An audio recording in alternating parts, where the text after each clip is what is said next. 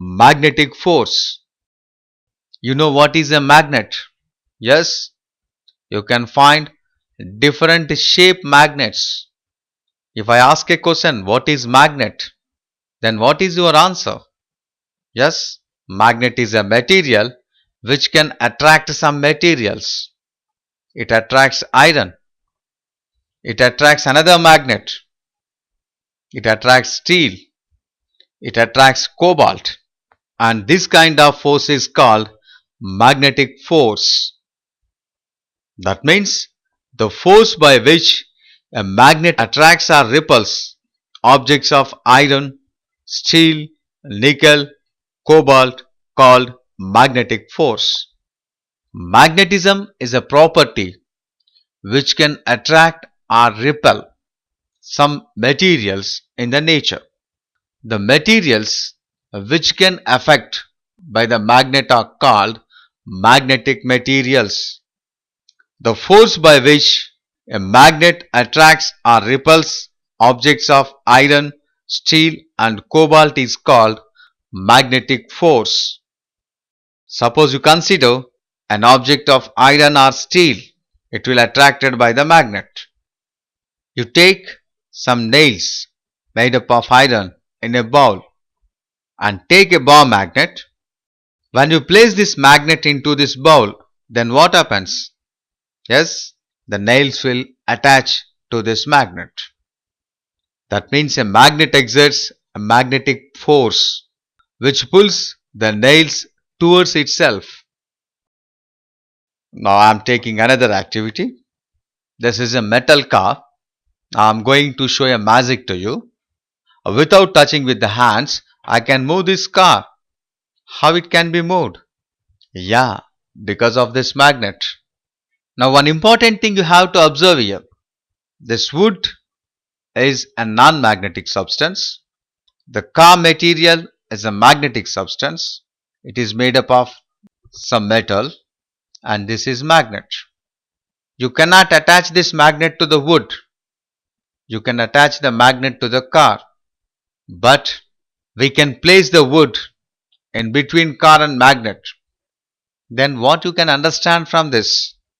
A magnet exerts magnetic force on the objects made from iron and the magnetic force can easily pass through substances like wood or glass. That means the magnetic force can easily pass through substances such as wood, glass, clay, etc.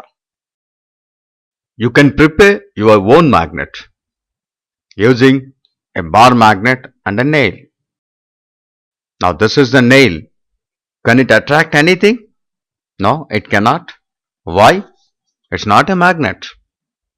Now I am going to prepare a magnet using this nail. For this, a bar magnet is required and take the bar magnet and place one of its pole nearer to one edge of the nail as are seeing in the figure. And without lifting the bar magnet, move it along the length of the iron nail till it reach the other end. Then lift the bar magnet, bring it to the first end of the nail and move along the length again as are seeing in this. And repeat this process for 20 to 30 times. That means always you should move the magnet in one direction and don't drag the magnet back and forth. Now remove the bar magnet. Now this is your magnet. See here, this magnet is able to attract these iron nails. That means this nail became a magnet. Therefore, we have successfully made a magnet using another magnet. If you suspend this nail, what happens you know? Yes, it shows north and south directions. This is nothing but the direction property of the magnet. Similarly, we can also make our own magnetic compass. For this, take a magnetizing needle and tap the needle to a light cork and float this cork in a glass of water as are seeing in this. add a little detergent to water to help the cork float freely. In what direction does your magnetized needle point? After some time, this needle will come rest in the direction of north and south. Now this arrangement can be used as a compass. Magnet is having another property which is called magnetic induction. Now what is magnetic induction? To understand this, you do this activity. Take a safety pin. Can it attract a pin? No. Now you attach to a magnet. Now it can attract. That means when the safety pin is attached to the magnet, it is also getting a magnetic property. That means this pin behaves as a magnet and it attracts this. That means the safety pin induces the magnetic property. And the magnetic property possessed by a magnetic substance due to the presence of a magnet nearer to it. This is called the magnetic induction. If the safety pin is not in contact with the bar magnet, can it attract this all pin? Now we try to find it. Again you take the bar magnet in one hand and the safety pin in other hand. Hold them in such a way that they are close to each other but not in contact, as you are seeing in this figure. Then you ask your friend to attach a all pin to this. Then what you observe? Yes, you will notice that the all pin will stick to the safety pin. What this shows? This shows that due to magnetic induction, safety pin acts as a magnet. This is the magnetic induction property. Now the important points what we learn are: magnetism is a property of a material which can attract or repel the magnetic materials. A lodestone is a natural magnet. Magnets are of different shapes, that is bar magnet, horseshoe magnet, a ring type magnet, etc. The materials that are attracted or repelled by a magnets are called magnetic materials. The materials that are not attracted by the magnets are called non-magnetic materials. A bar magnet always has two ends whose attracting capacity is more than the other parts. The poles of the magnets lies at these ends. Each magnet has two magnetic poles, one is north, another is south, and a freely suspended magnet always aligns in the direction north-south. Unlike poles of two magnets attract each other, whereas the like poles of magnet repel each other. A magnetic property possessed by a magnetic substance due to the presence of magnet and nearer to it is called a magnetic induction. These are the things what we learned. Plastic, wood, gold, silver, paper, cloth. These are magnetic materials or non-magnetic materials? Yes, these are all non-magnetic materials since they aren't attracted by a magnet. Iron, stainless steel, aluminium, these are magnetic materials. If you observe your classroom, can you find what are non-magnetic and what are magnetic? Yes, board, piece of chalk, duster, wooden desk, table, all these are non-magnetic materials. Iron grills of this window, a desk iron frame, these are magnetic materials. And magnetic materials are used in receivers, speakers, microphones, in radios, TVs, in magnetic compass, for the doors in our daily life. And also you heard about bullet trains. They also work on the property of magnetism. For a magnet, the geometric length and magnetic length are not same.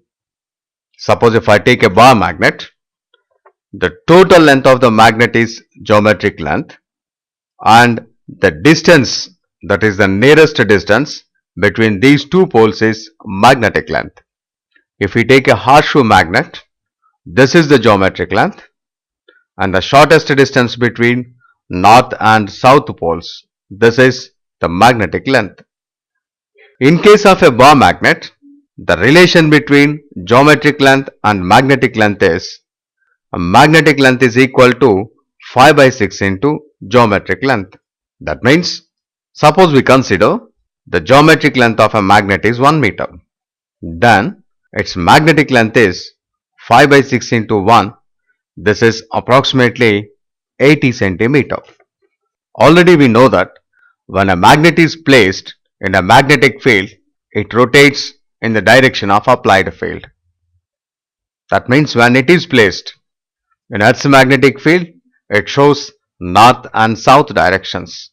This ability of a magnet to rotate in the direction of applied field is called a magnetic moment.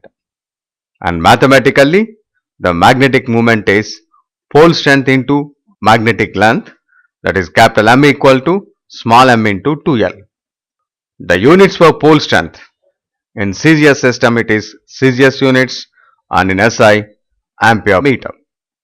And the units for magnetic length in CGS system it is centimeter, and in SI system it is meter. If a magnet is cut into equal parts, then what happens?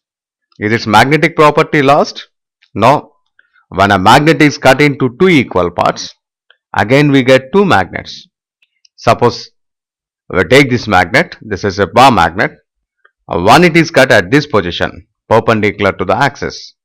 Then we get two magnets, and these two magnets are having north, south, south, north as are seeing in the figure. In this case, the pole strength is not changing, but the magnetic length is changing. When the magnet is cut along its length into two equal parts, then also we get two magnets. For these two magnets, the pole strength is different from the initial magnet. That means pole strength becomes off, but the magnetic length is same. We know how to magnetize a material. Now the question is how to demagnetize a material. Magnet loses its property. When you heat the magnet, it loses its property. When you hammer the magnet continuously, then also it loses its property. If the magnet is dropped on the floor for several times, then also it loses its property. Now the methods to get the magnetism. The methods for the magnetizing the material are: you can prepare a magnet using other magnet by rubbing it.